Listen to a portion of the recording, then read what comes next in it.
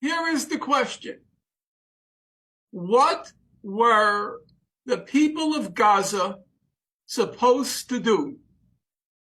I'm going to give you a frank, personal admission, and I'm not proud of it, but I want to place this current situation in context. I first became involved in the Israel-Palestine conflict in June 1982, when Israel invaded Lebanon. I ended up writing my doctoral dissertation on a topic related to the Israel-Palestine conflict.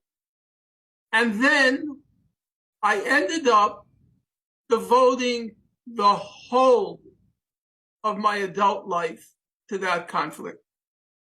40 years. And come 2020, even I gave up. I started to write about other subjects. I thought the situation was hopeless. Mm-hmm. And there was a lot of guilt stirred up inside me because I realized I was abandoning a people trapped in a concentration camp. Now, I don't want to be emotive. I don't want to be dramatic. However, it behooves me to say both my parents were in concentration camps during World War II. My mother was in Majdanek concentration camp. My father was in Auschwitz concentration camp. And I was riddled with guilt that people facing circumstances like my parents, and I had abandoned them. So, if even I had abandoned them, not making any claims to sainthood, but simply the fact that I invested 40 years of my life in that conflict and finally had to resign myself to the fact that nothing can be done.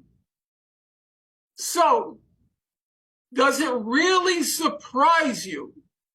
Is it really a shock that a couple of days ago, the people of Gaza, most of whom, let's bear it in mind, most of whom were born in that concentration camp. Mm-hmm. They were born into it. Does it really shock you that they would do something desperate to break free of that concentration camp? Mm. And who dare criticize whatever tactics they employ?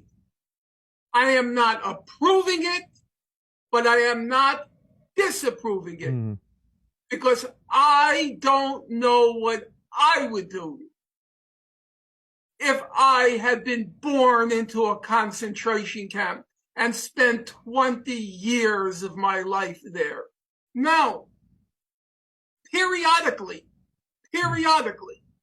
Israel launches these brutal, merciless, criminal assaults on Gaza. There are so many of them that literally I can't remember all the names, but at least two might be familiar to your listeners. In 2007, Israel launched Operation Cast Lead. It went from December 26, 2008 to January 17, 2009. Amnesty International published a report on that, a large report on that assault. They called the report 22 days of death and destruction.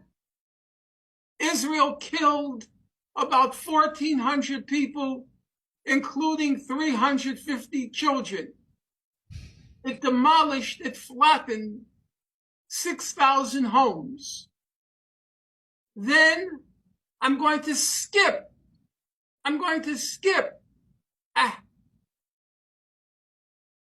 the 3 or 4 other assaults and go to 2014. Israel launches Operation Protective Edge. It kills 550 Palestinian children. It demolishes 18,000 homes. Peter Maurer, he was the president of the International Committee of the Red Cross. He went to visit Gaza after those 51 days of death and destruction. And now I'm going to quote him. I hope your audience will bear in mind, we're talking about the president of the International Committee of the Red Cross, which means he's seen many war zones.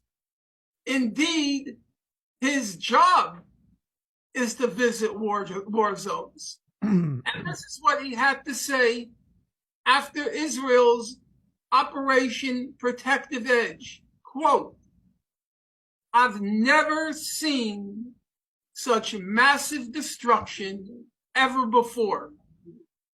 I've never seen such massive destruction ever before. And who is this destruction being visited upon? This unprecedented destruction, who is it being visited on?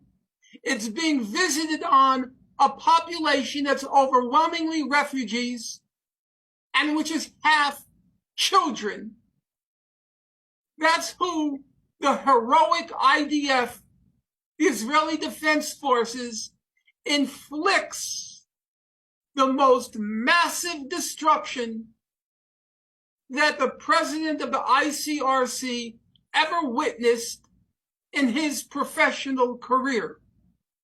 Yeah. Now, you might say, justifiably, you can talk about options. Well, why haven't the Palestinians tried nonviolence? Why haven't the people of Gaza tried nonviolence?